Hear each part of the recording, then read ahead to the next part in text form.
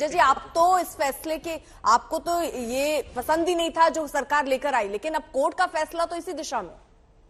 नहीं, देखिए, माननीय न्यायालय का जो फैसला आया है, हम अभी न्यूज चैनलों के समाचार माध्यम से हम ये जानकारी मिली है कि माननीय सर्वोच्च न्यायालय के 3 बेंच ने इस पर सर्वसम्मति से फैसला दिया है।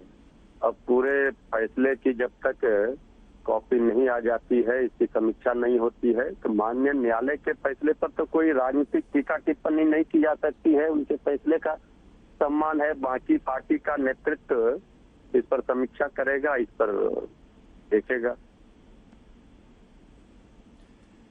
ठीक है मृत्युंजय जी, बहुत शुक्रिया हमारे साथ जुड़ने के लिए। कांग्रेस नेता उदित राज भी हमारे साथ हैं, लेकिन उनका भी रुख करेंगे। लेकिन संजय, जो दो जजेस इसके खिलाफ में हैं, क्या क्या दलीलें हैं उनकी असहमति के पीछे? उनके असहमति के पीछे ये दलीलें हैं कि ये संविधान की मूल भावना के साथ उचित नहीं है, और उन्होंने ये भी कहा है कि जो याचिकाकर्ताओं की दलीलें हैं वो उससे अपनी सहमति जता रहे हैं कि ये कहीं न कहीं से उसका संविधान की मूल भावना का और आरक्षण की पुरानी व्यवस्था के साथ उचित नहीं है। लिहाजा उन्होंने अपने विचार इस सरकार की इस आरक्षण नीति के उलट व्यक्त किए हैं। लेकिन संजय, जिस तरीके से ये ईडब्ल्यूएस लेकर आई सरकार और इसमें आरक्षण की बात कही गई, एक तरफ तो आरक्षण को खत्म करने की बात, जैसे हम सवाल पहले भी हम इस पर बात कर रहे थे, और एक तरफ खत्म करने की दिशा में बात कर रहे हैं, दूसरी तरफ हम समानता की बात कर रहे हैं, हम आर्थिक तौर पर जो कमजोर वर्ग है उसको ऊपर लाने की बात कर रहे हैं। तो ये सभी के लिए लागू क्यों नहीं होता? सरकार की आगे की रणनीति और क्या है? क्या कोर्ट के सामने ऐसे इन दलीलों पर, इन विषयों पर भी कोई चर्चा हुई? नहीं, इन विषयों पर कोई चर्चा नहीं हुई। सरकार की नीति पर सिर्फ जो 130वां संविधान संशोधन किया गया उसको लेकर सवाल उठाए गए थे और उस पर बात की गई थी। इसमें चीफ जस्टिस ने भी संविधान के 130वें संशोधन को असंवैधानिक माना है और जस्टिस रविंद्र भट्ट के निर्णय के साथ अपनी सहमति जताई है। तो ऐसे में इनका ये कहना है कि जस्टिस रविंद्र भट्ट कहा कि आर्थिक रूप से सबसे ज्यादा पिछड़े लोग SC, ST और OBC वर्ग में हैं। तो सिन्हा कमीशन की रिपोर्ट में भी ये बात कही गई है।